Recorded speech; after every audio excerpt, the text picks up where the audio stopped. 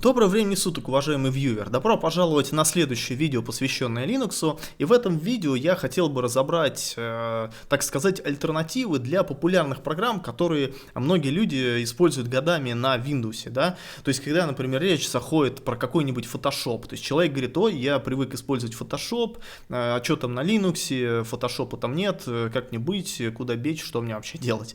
И знаете, забегая вперед, я, наверное, сразу скажу, что на подавляющее большинство тех программ, которые вы привыкли использовать на Windows, есть как минимум парочка достойных замен на Linux. Вот просто практически всегда, там, я не знаю, за редким. Честно, я даже вот сейчас поспекулируя, наверное, не вспомню примера. Ну, наверное, да, наверное, что-то есть, конечно, уникальное, но это очень редкий случай. Что ж, ладно, давайте перейдем конкретно к примерам. Я буду прямо показывать буквально вам программы, и раз уж я, уже Photoshop, так сказать, обозначил, давайте начнем с него. Какие есть альтернативы для Photoshop? Да, большинство программ я буду буквально показывать, у меня, многое установлено из того, что я сам использую, и хотя бы, проведу такое знакомство с интерфейсом программы. И, наконец, первая программа, которая может вполне выйти за достойную замену Photoshop, это GIMP. Данная программа разрабатывается GNU и является, наверное, даже не менее функциональной программой, чем сам Photoshop. Это очень мощная программа, у нее огромное количество инструментов, у нее полно фильтров, всякие блюры, не блюры, что хочешь. Работает с огромным количеством форматов, все ваши привычные JPG, PNG, то есть все... Так, что она там?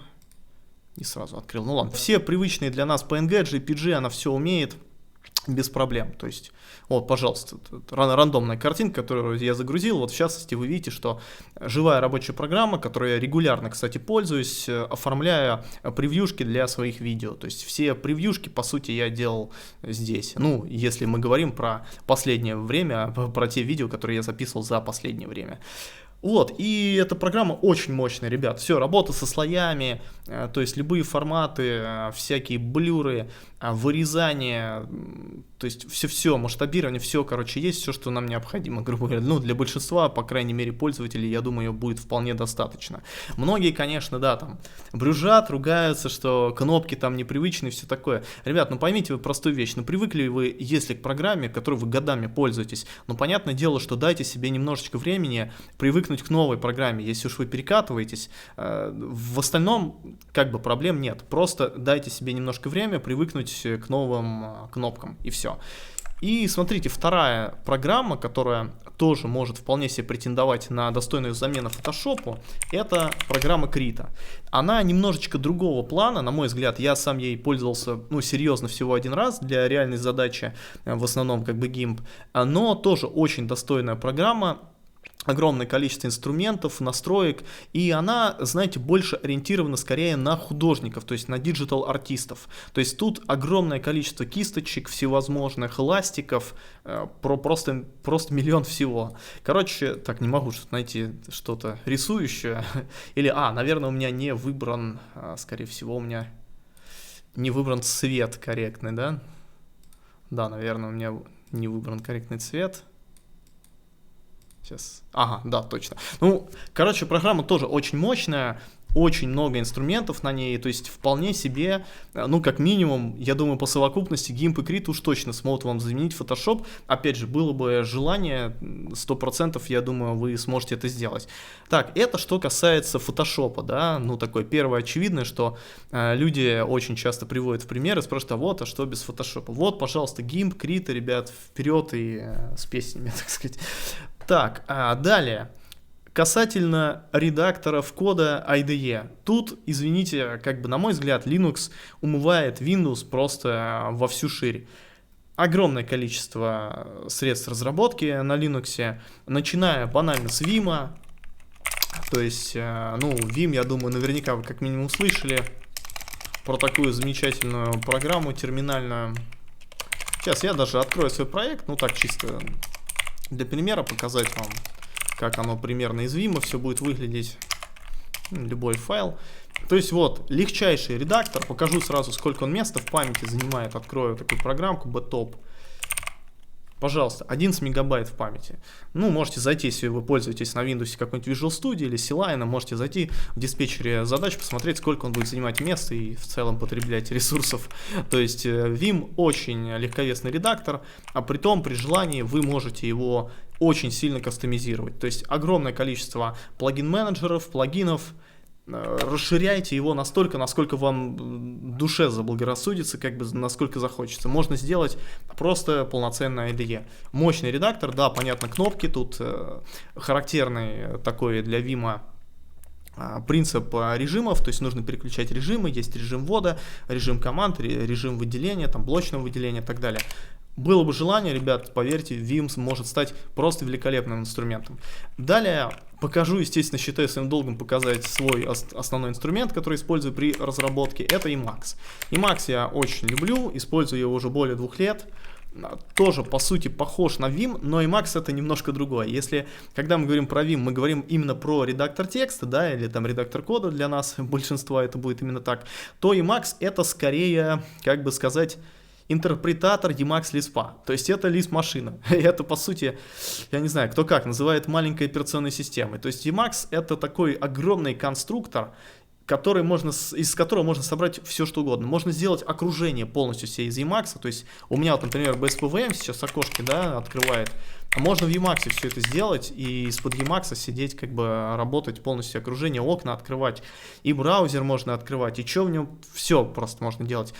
Но, опять-таки, я использую Emacs чисто как среду разработки, как редактор кода. У меня здесь есть автокомплишн, подсветка синтаксиса, подсветка варнингов, ошибок, линтер настроен к lang-tidy, переходы к объявлениям, определениям функций, поиск по проекту, замена по проекту. Ну, в принципе, знаете, ну, все, что минимально необходимое, достаточное нужно иметь на IDE, у меня, в принципе, Emacs имеет. Остальное мне как бы не надо. Но, опять же, если вдруг кому-то надо, кастомизируемость космическая. Можно абсолютно все настроить. Плагинов тысячи в буквальном смысле слова. То есть, пожалуйста, вам, так сказать, все карты в руки.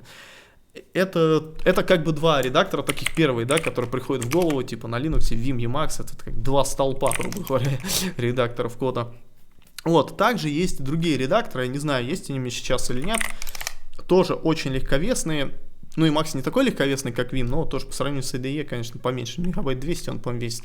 А Vim вообще, ну, вы сами видели, 11 мегабайт. Вот, есть такой редактор, как Helix, да-да-да, кстати, установлен у меня.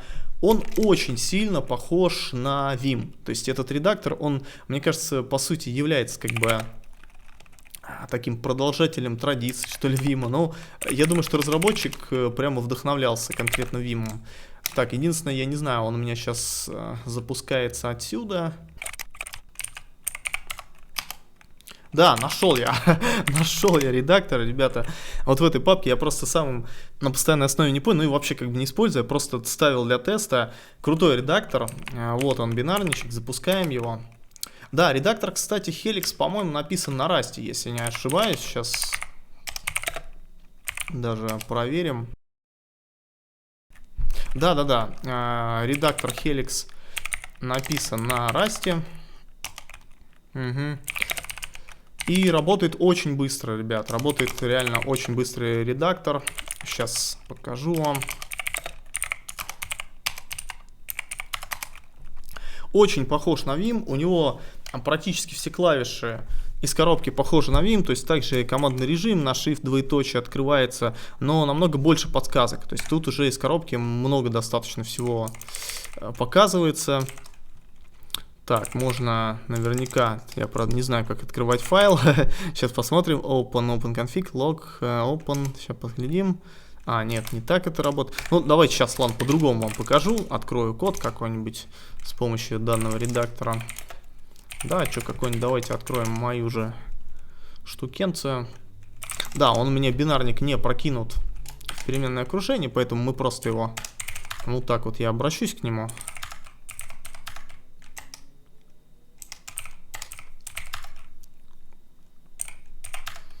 И откроем любой какой-нибудь, не знаю, что там у нас. Вот это, например.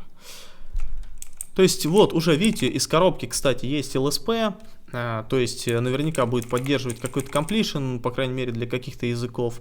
Уже он мне варнинги показывает, видите. Do not declare systyle arrays. Говорит, не надо объявлять systyle array, используй std array. Да, конечно, жди, завтра в 3 буду std array использовать. Вот, что говорит, кстати, о том, что, скорее всего, здесь даже линтер уже прикручен, потому что по дефолту LSP, по-моему, для сишки такие подсказки не дает.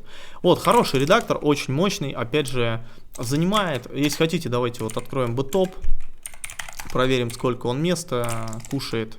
По-моему, очень мало. Ну, 23 мегабайта, не сильно много, больше, чем Vim, да.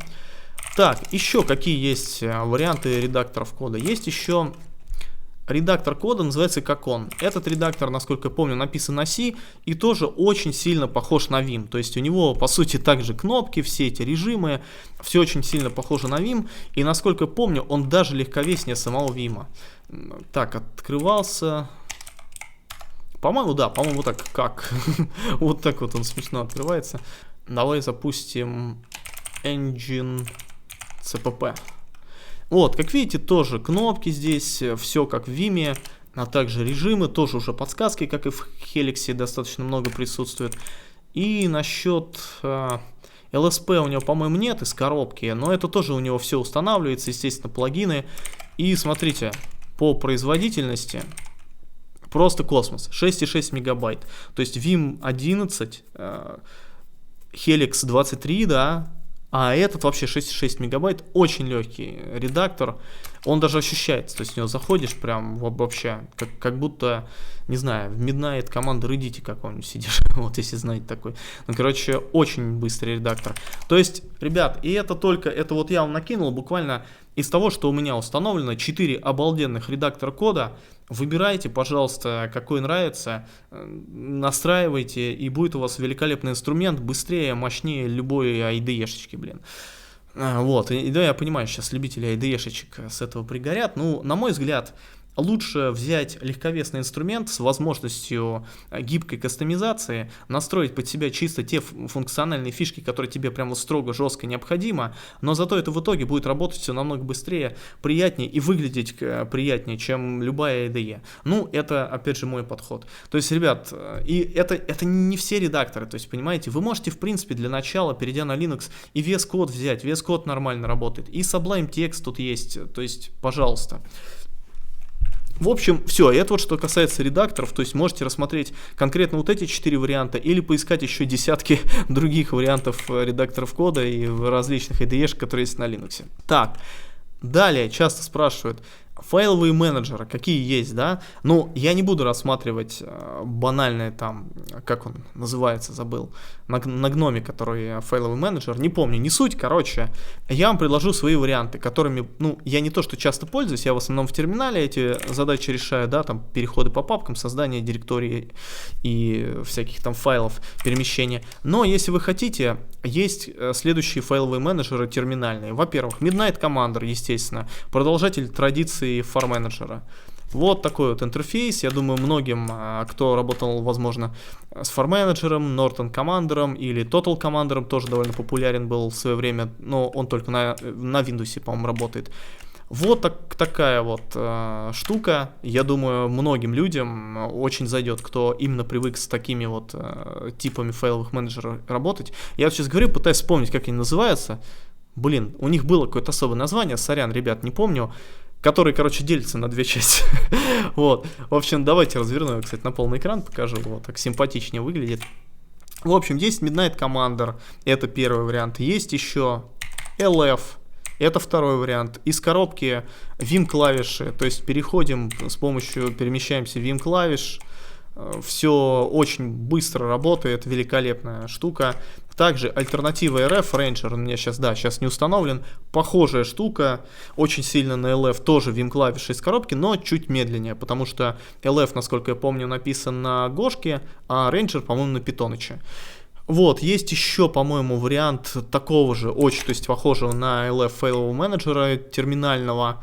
Называется, по-моему, 3 буквы N, что ли, если не ошибаюсь. Ну, можете погуглить, может быть, ошибся, но вроде был еще вот 3 буквы N. Ну, LF хороший, я раньше пользовался рейнджером, сейчас установил его, он так побыстрее, типа, работает, мне нравится, хорошая штука. То есть, ребят, смотрите, я вам накинул ну, вот базовые программы, которыми можно заменить буквально вот там, знаете, и Photoshop ваш привычный, и редакторы кода там, или IDE-шки ваши привычные, то есть и файловый менеджер тут не проблема, только работает все, понимаете, намного приятнее и быстрее. А так, смотрите, то есть на любую программу можно погуглить, прям вот можете зайти в Google и написать там Linux, альтернатива там Photoshop, или наоборот написать там Photoshop, альтернатива Linux. Но это я вам уже показал, но просто любую там программа X, альтернатива на Linux, там, пожалуйста. То есть и с вероятностью огромной там вероятностью вы найдете какие-то пару вариантов, как минимум, которые вам в итоге понравятся. Опять же, если вы, конечно, встанете в позу, там, ой, интерфейс неудобный, кнопки незнакомые, все, типа, левая удаляй, пожалуйста, это тоже как бы, ну, люди так относятся часто. Так, конечно, вы никогда не найдете никакой альтернативы, никогда вы зону, так сказать, комфорта, ни к чему новому не придете. Но если вы дадите себе немножечко времени, чтобы освоить новый инструмент, поверьте, вы практически в 99% случаев можете найти достойную замену любой программе на Windows. Все, ребят, спасибо большое за внимание. Ставьте, пожалуйста, лайк и подписывайтесь на канал, если контент вам нравится. И удачи вам, хорошего пребывания на Linux, легкого вката. Пользуйтесь, находите альтернативы, и все будет круто. Давайте, счастливо, пока.